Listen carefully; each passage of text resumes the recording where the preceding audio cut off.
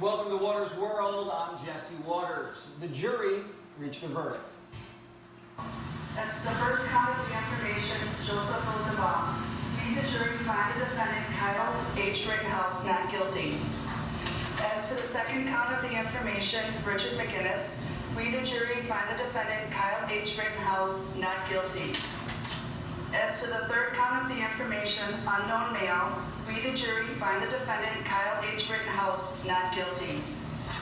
As to the fourth count of the information, Anthony Huber, we, the jury, find the defendant Kyle H. Rittenhouse not guilty. As to the fifth count of the information, Gage Roscoe, we, the jury, find the defendant Kyle H. Rittenhouse not guilty. Kyle Rittenhouse brought to tears as the jury held his fate in their hands and the verdict was read. Not guilty on all charges. Justice was served. Our system works. This was a clear-cut case of self-defense. The jury was under intense pressure by protesters and the media to deliver a guilty verdict. The jurors were being photographed, followed, and stalked by activists and the press. But they were able to see past the corruption and intimidation. The prosecutors were rogue and reckless. They rushed the charges and then overcharged just to feed the mob the body it wanted. But the jury bucked the mob. They listened to the testimony, watched the videos from that night, and heard directly from the defendant himself. Here's what the defense had to say after the verdict. You know, I wish nobody died. I wish I never met Kyle Rittenhouse. And I don't mean that because he was a bad client. I just mean because then this wouldn't have happened. You know, justice is done when the truth is reached, and I don't know that it's set up to do that, but a prosecutor is supposed to seek the truth. It's not about winning, and this case became about winning. The media lies triggered the riot, which ended up costing millions in damage and 2 lives. Remember, this is the same media who wants you to believe there were mostly peaceful protests going on as the fire was blazing behind them. Did they stop? No. The press polluted the jury pool, slandered the defendant, and attacked the judge. Make no mistake, this verdict represented a massive loss for the corporate media. Their power is slowly slipping away. The racial vigilante storylines they sold, all of those folded. And did they learn their lesson? After the verdict, politicians fanned the race flames. Cori Bush tweeting this, quote, "The judge, the jury, the defendant, it's white supremacy in action. The system isn't built to hold white supremacists accountable. It's why black and brown folks are brutalized and put in cages while white supremacist murderers walk free." This case has nothing to do with race. It was for white men. The media will have to answer for what they did. Like this headline from MSNBC, Kyle Rittenhouse trial was designed to protect white conservatives who kill. Seems fair. Even the disgraced athlete Colin Kaepernick jumped on the bandwagon, tweeting, "We just witnessed a system built on white supremacy validate the terroristic acts of a white supremacist. This only further validates the need to abolish our current system. White supremacy cannot be reformed." The media and those who ignore the truth will have to pay for their destructive agenda, most likely from their pockets when Rittenhouse sues them. Remember when President Biden called Rittenhouse a white supremacist? Does he stand by that statement?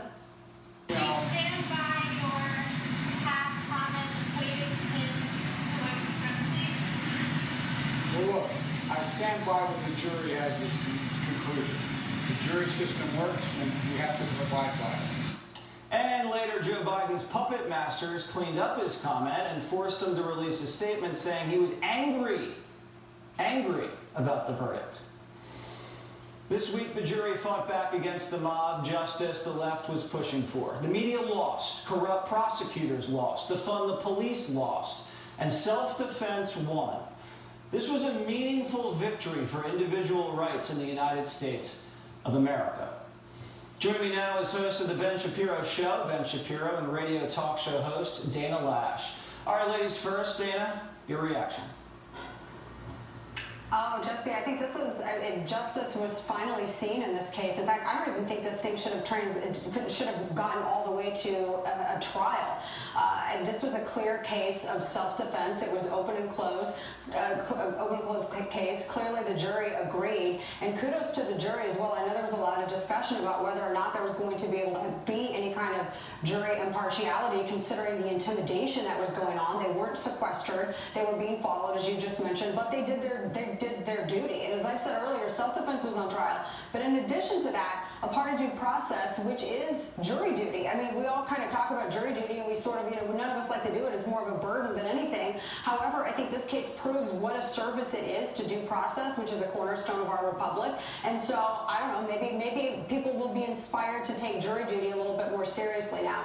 But this was justice, and this wasn't a racial anything. And one last quick note on that, I am floored by the people who keep saying that this is somehow white supremacy when the people that they keep talking about and giving remorse over, like Joseph Rosenbaum, a violent convicted pedophile who is screaming the N-word while burning down black-owned businesses. Tell me how this is a case of white supremacy if that's not it. Yeah, and Joe Biden returns from his colonoscopy, and I guess he said the right thing at the time, that you got to respect the jury, Ben.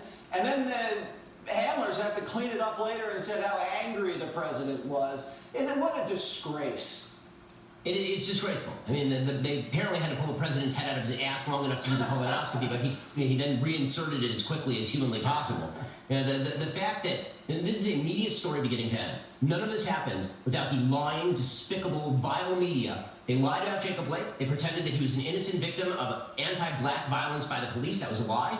Then they spurred riots in Kenosha and pretended that that was just a question of protesters peacefully protesting in the streets. Then they lied about Kyle Rittenhouse by calling him a white supremacist and suggesting he was out there as a mass shooter, as though he was out there murdering people willy-nilly. And now the facts have come out. And guess what? They're attempting to rewrite the facts now, after the verdict. If you watch the reactions to the verdict, the reactions are not, well, maybe we got the facts wrong. Well, maybe this doesn't fit our narrative. The facts now have to be manipulated in real time. We're watching it happen before our eyes to post facto fit the narrative that they have created. They were perfectly willing to send an innocent 17-year-old young man to prison for the rest of his life to fit their narrative. It's absolutely disgusting, and we ought to remember this because they do it every single time. Whether it is Michael Brown, or whether it is Jacob Blake, or whether it is Kyle Rittenhouse, they will rewrite the facts even when the facts are completely the other way in order to fit the narrative that they wish to promulgate. They are liars, and we should hold them accountable for it. So,